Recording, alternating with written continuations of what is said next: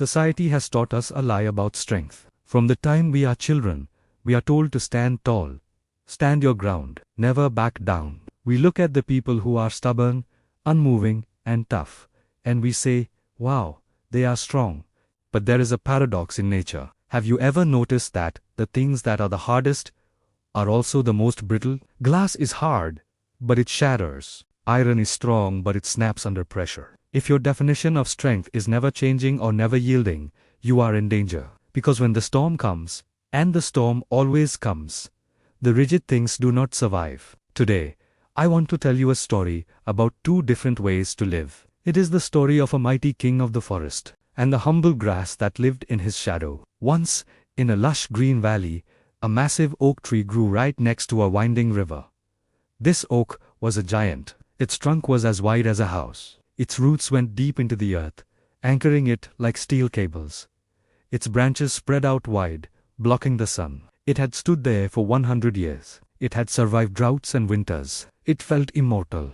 Growing at the foot of this giant tree, right along the muddy water's edge, was a patch of common reeds. The reeds were thin, green, and fragile. They looked like tall grass. Every time a small breeze blew, the reeds would tremble. They would bow their heads all the way to the water. To the oak tree, this looked like weakness. One summer afternoon, the air was still.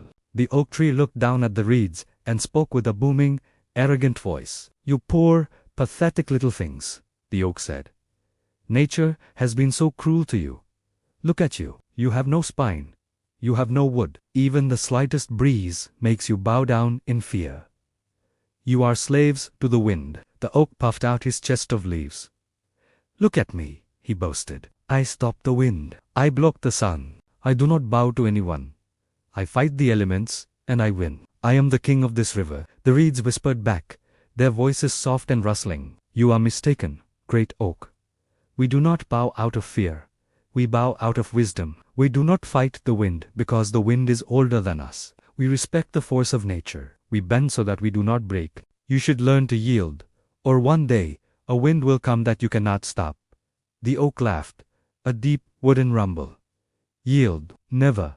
I am strong. You are weak." That is the end of the story.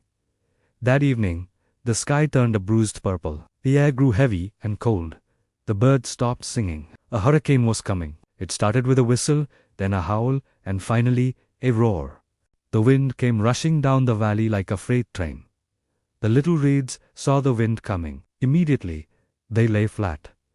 They pressed themselves against the mud. They made themselves small. The wind blew right over them, harmlessly, but the oak tree stood tall.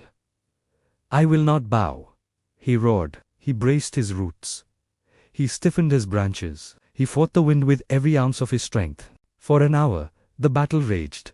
The oak was strong, but the wind was relentless. It pushed harder and harder. The oak's wood began to groan. The roots began to tear from the soil. The oak screamed, "I will not move." Crack. A sound like a gunshot echoed through the valley. The trunk of the mighty oak snapped in half. With a crash that shook the earth, the giant fell into the river. Morning came. The storm had passed. The sun rose into a clear blue sky. On the river bank, the little reeds slowly lifted their heads. They shook the water off their leaves. They were unharmed. They were alive. They looked up to say good morning to their neighbor. But the sky was empty. The giant was gone. The mighty oak lay broken in the river, its roots exposed to the air, its life finished. It had been destroyed not because it was weak, but because it was too stiff to survive. This story teaches us the ancient philosophy of the Tao.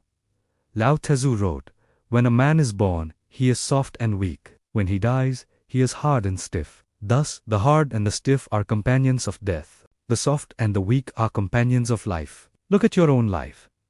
Where are you being an oak tree? Maybe you have a rigid plan for your career. I must be a manager by age 30. Then you get fired. If you are an oak, you snap. You spiral into depression. You feel your life is over. If you are a reed, you say, "Okay, the wind has changed direction. I will bend. I will find a new path." Maybe you are in an argument with your spouse. You want to be right. You stand your ground. You refuse to apologize. You might win the argument, but you might break the relationship. Is your ego worth the snap? Resilience is not about how much pain you can take while standing still. Resilience is about how quickly you can bounce back. Don't pray for a life without wind. That is impossible. Pray for a spine that is flexible enough to dance with the storm. Next time you face a crisis, don't fight it. Don't let your ego make you brittle. Bend, adapt, flow, and when the storm passes, you will be the one still standing. If you choose to be flexible today, write "I will bend" in the comments below. Subscribe to the Hopeful Tree. Be like water, my friends. Stay hopeful.